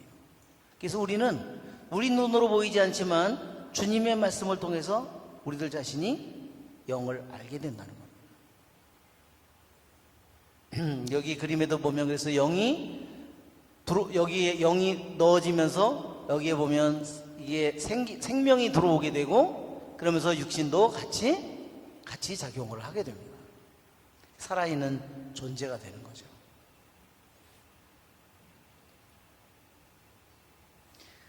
그러나 영이 떠나면 바로 숨이 떠나면 바람이 떠나면 그 다음에 다시 정신작용도 기억능력도 지성작용도 의지작용도 모든 것이 다시 다 무로 돌아가게 되는 겁니다.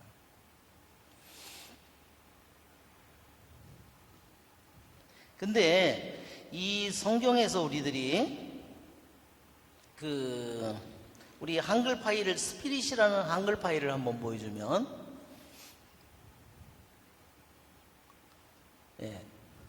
여기에 보면 이제 거기에 페이지를 넘어가야 되겠죠? 더 아래로 내려가면, 예, 더 내려가 보면, 더 내려가 보세요. 조금 더 내려가 보면, 조금 더 내려가면, 예, 여기 이제, 여기 보면 0이라는 것이요, 인간의 어떤 특질을, 어떤 특성 같은 거를 나타낸다는 거예요, 0이. 왜냐면, 여기 보면 이런 얘기 있어요. 영으로 가난하다. 마태복음. 영으로, 마음이 가난한 사람이 이렇게 나오죠?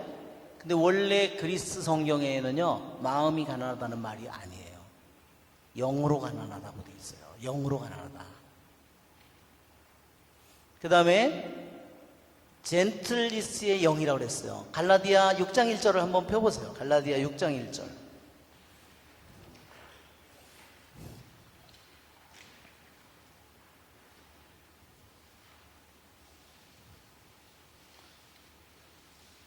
갈라디아 6장 1절. 우리는 온유한 마음으로 그랬죠? 6장 1절. 그죠? 우리 성경 번역에는 온유한 마음으로 그랬지만요. 이 말이 온유한 마음이 원래 그리스 성경에는 뭐냐면 말하자면 부드러움의 영이랄까? 온유의 영으로 그렇게 되어 있다는 거예요. 자, 그 다음에 보면 로마서 8장 15절을 펴보세요. 로마서 8장 15절. 자, 로마서 8장 15절.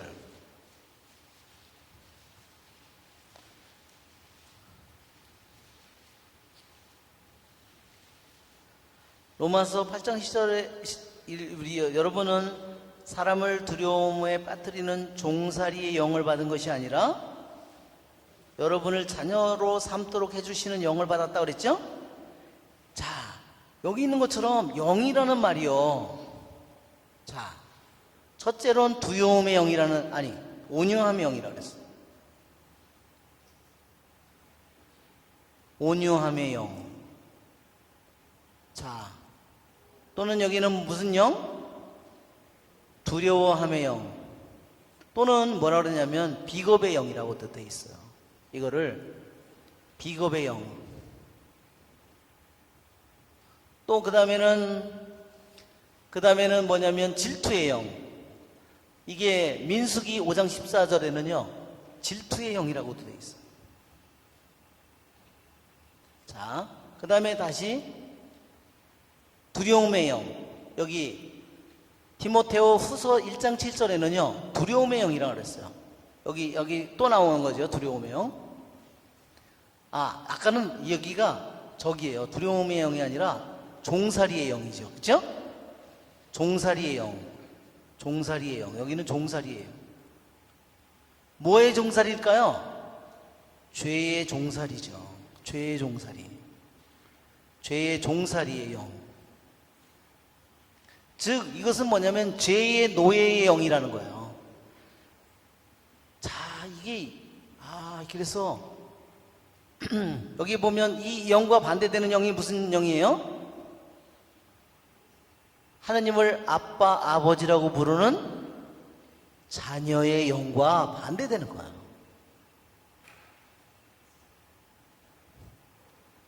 자, 여기에 보면 지금 두려움의 영이라고 그랬어요. 우리를 즉 이것은 무슨 영이냐면요 공포의 영이에요. 우리를 공포로 만들어주는 영이 아니라 뭐예요? 자녀로 만들어주는 영.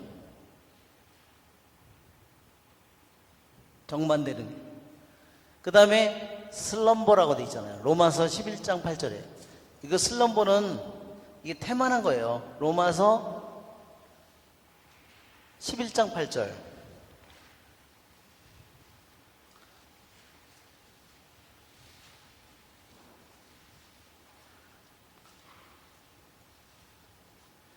하느님께서 그들에게 사람을 마비시키는 영이라고 그랬어요. 그렇죠? 로마서 11장에 마비시키는 영. 마비의 영이죠. 그렇죠?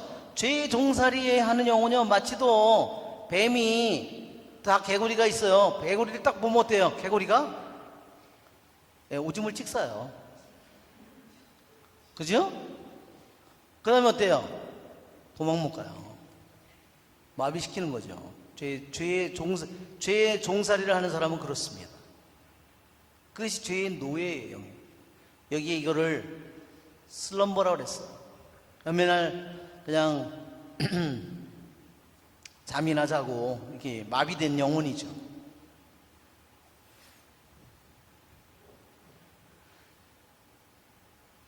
자, 그 다음에 여기 보면 또 아래로 조금만 더 내려가 보세요. 예, 요한일서 4장 6절을 한번 펴보세요. 요한일서 4장 6절.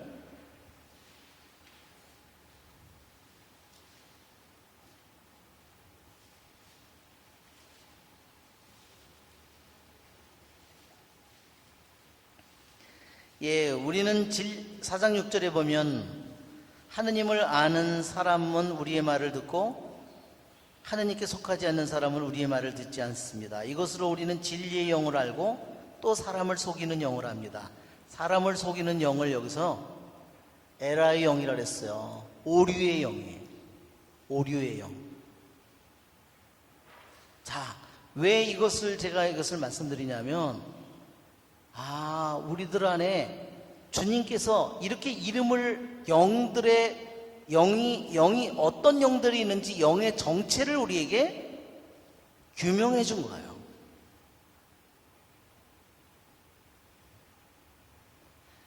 예, 예수님께서 마귀를 쫓아낼 때 이 말 못하게 하고 듣지 못하게 하고 말을 하지 못하게 하는 영아, 그렇게 얘기하죠? 하느님이 그 영의 정체를 딱 밝히는 거예요. 여기 있는 것처럼 이 성경의 말씀들은 우리들에게 그 영의 정체를 우리들에게 알려주는 겁니다. 죄의 노예로밖에 살 수 없는 영이 있구나. 공포의 영, 우리를 공포에 떨게 하는 그런 영이 있구나. 마비의 영이 있구나. 질투의 영이 있구나.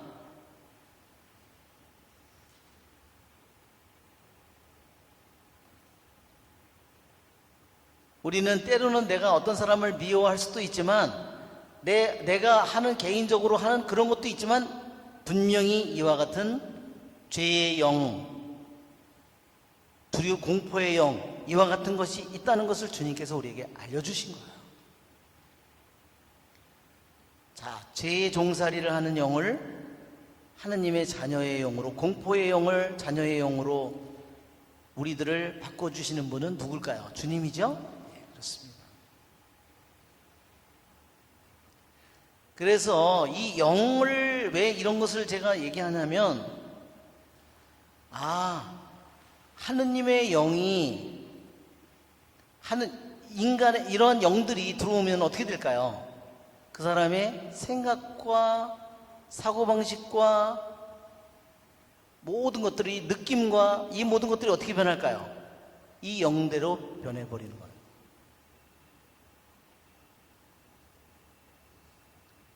그래서 영이 바뀌면 그 사람의 생각도 바뀌고 뜻도 바뀌고 느낌도 바뀌는 겁니다.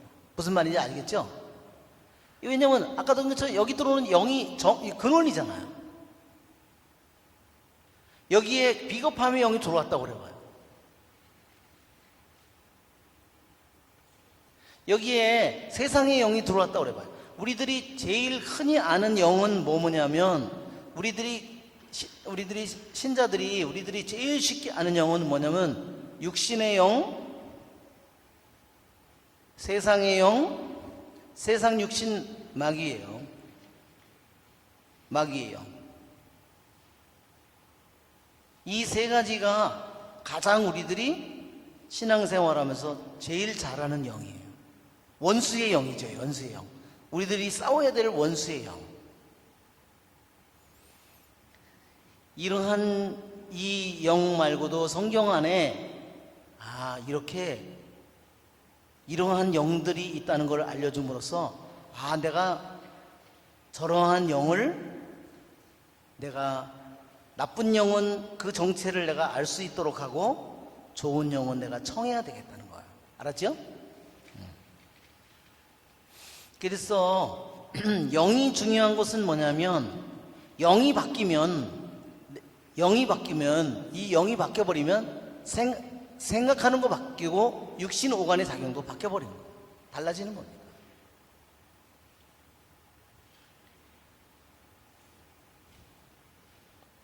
왜 그럴까요? 분명히 육신 오간도 뭐에 따라서 움직이는 거예요? 육신 오간은요, 정신 능력에 따라서 육신 오간이 움직여지도록 이미 만들어져 있는 거예요.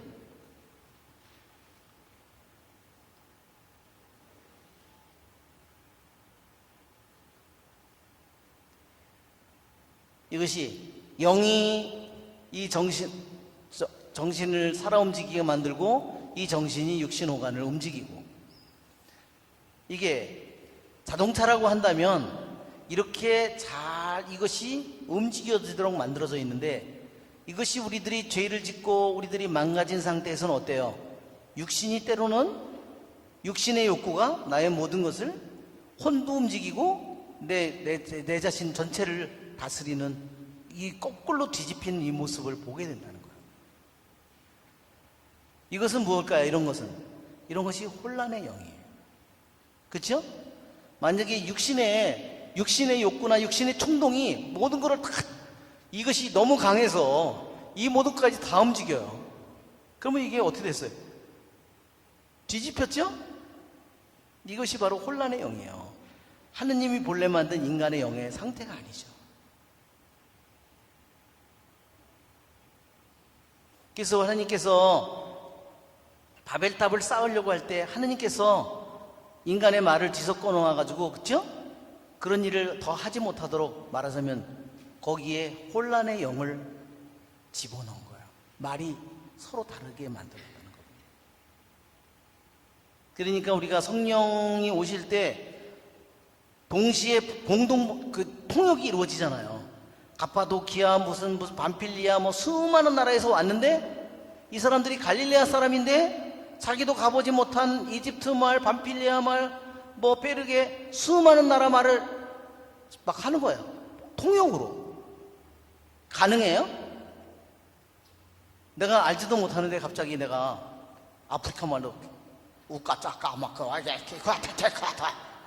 이렇게 내가 복음을 전한다면. 근데 성경의 사도행전에는, 사도행전 2장에 한번 보세요. 사도행전 2장에 나온 것은 인류 역사상 단 한 번밖에 일어나지 않은 일이에요. 사도행전에 보면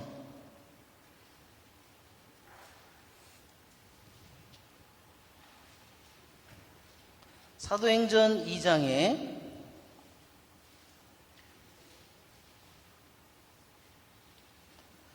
오순절이 되었을 때 1절에 보면 모두 한 자리에 모여 있었다 그랬죠?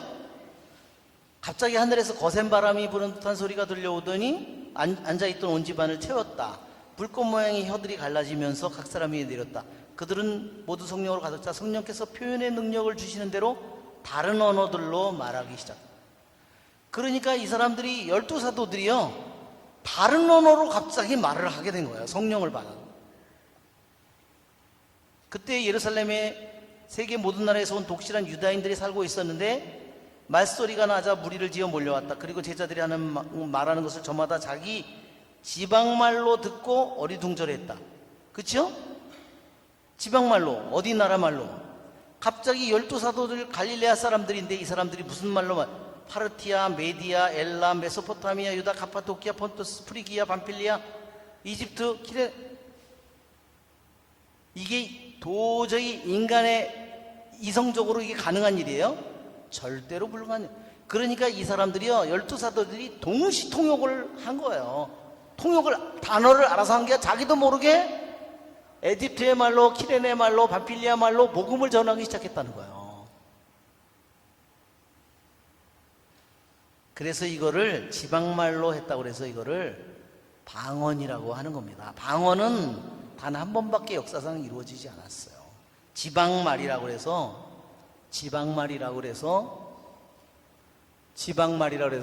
이거를 방언이라고, 이거를 말하자면 로컬 랭귀지예요.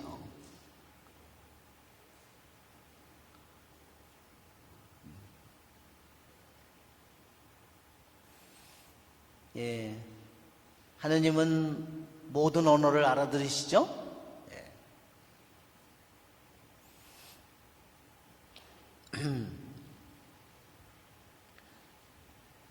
자, 우리 3장 91절 보면 네 사람이 불 속에 거닐고 넷째 사람의 모습이 신의 아들 같다 그랬어요. 교부들은 이 말을 이렇게 해석했어요.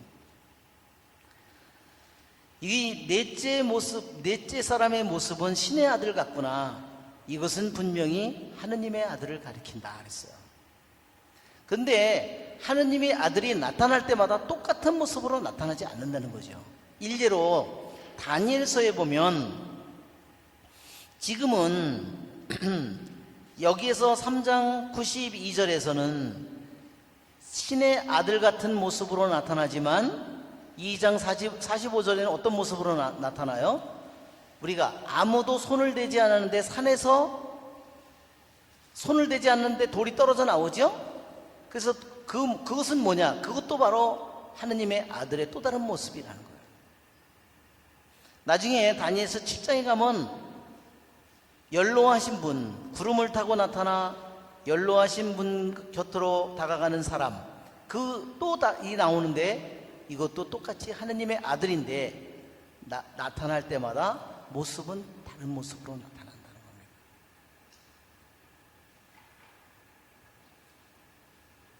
그래서 이것을 뭐라 그러냐면 하느님의 모습이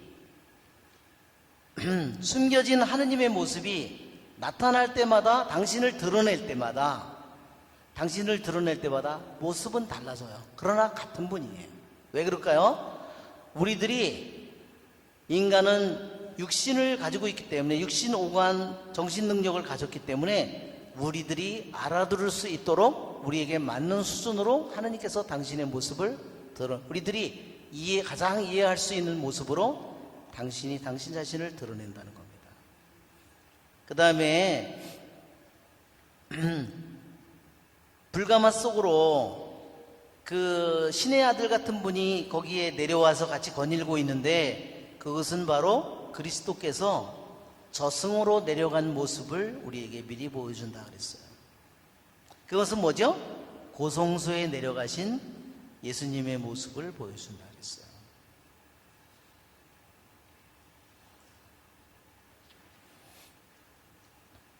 또 여기에 3장 94절에 세 젊은이가 3장 94절에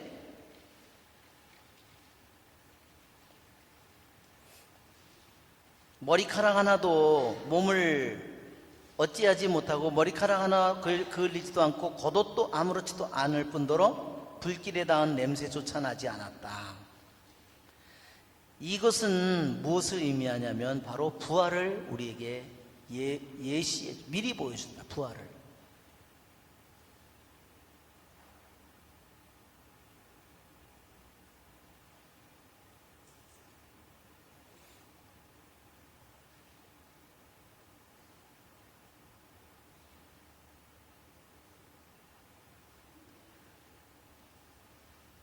그래서 주님께서는 육체에 관련된 몸이든 겉옷이든 뭐 바지든 그 어떤 그보다도 그것을 불가마 속에서 태우지 않는 하느님은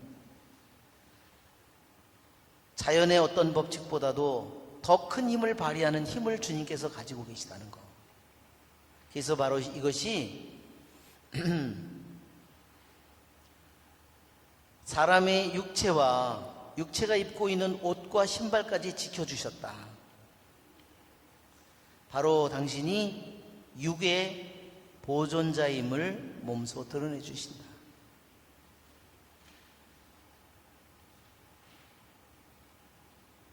그것이 바로 부활을 우리에게 미리 드러내 보여주는 거라고 했습니다.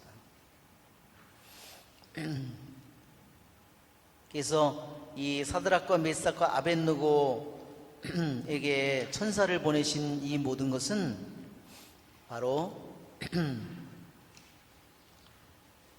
그리스도의 승리를 또한 예시하는 미리 보여준 것이다 한 겁니다. 왜냐하면 세상의 황제가 포로인 젊은이들한테 경멸을 받았다. 묶여있는 자들이 오히려 묶은 자를 이겼다. 겨우 셋인 이 세 젊은이가, 유다인 젊은이가 이 바빌론의 모든 도관들을 상대도 말하자면 그들을 이겼다는 겁니다. 그래서 이 세 젊은이들을 통해서 죽음은 업신여김을 당했다는 거예요. 왜? 불가마에 던져 넣겠다고 했는데도 던져도 우리는 하느님을 절대 버릴 수 없다 그랬어요. 그래서 죽음이 무시당했다는 겁니다. 바로 죽음이 무시당한 것은 누구를 통해서 이루어지죠? 예수님께서 십자가를 통해서 이루어집니다. 그래서 이것이 바로 부활의 상징, 세 젊은이의 이 모습은 불 속에 던져져서 아무런 타지 않는 그들의 모습은 부활의 모습이고 그리스도의 승리의, 말하자면 승리를 미리 보여준 것이라고 했습니다. 자, 여러분 수고들 많이 하셨습니다. 영광이 성부와 성자와 성령께, 성부와 성자 성령의 이름으로 아멘.